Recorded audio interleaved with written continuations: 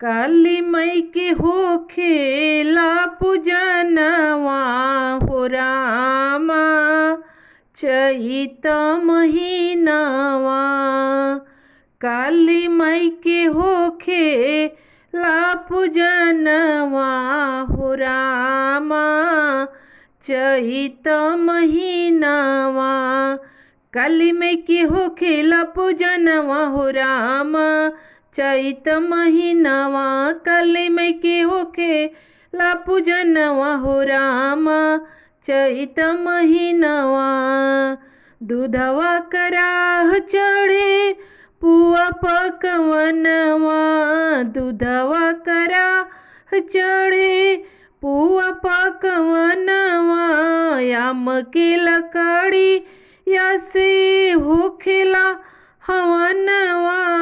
आम के लकड़ी या से होखेला हवनवा। हो गम के भवनवा हो गम के भवनवा। गह गह करेला अंगनवा हो रामा चैत महीनवा।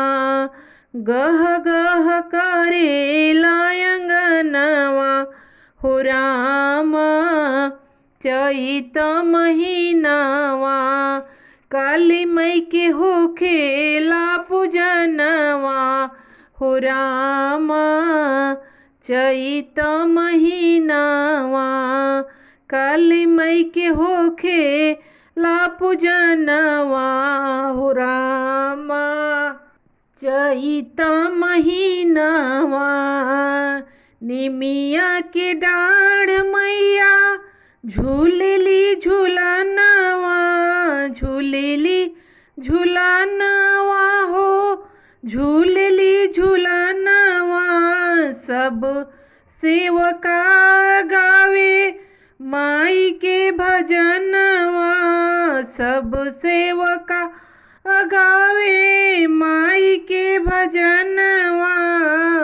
झूलेली झूलनवा हो माई सुनेली अंगनवा। झूलेली झूलनवा हो माई सुनेली भजनवा। बाजेला आनंद भजनवा हो रामा चैत महीनवा।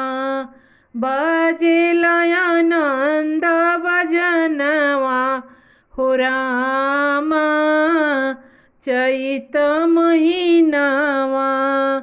काली माई के चढ़ेला पूजनवा हो रामा चैत महीनवा।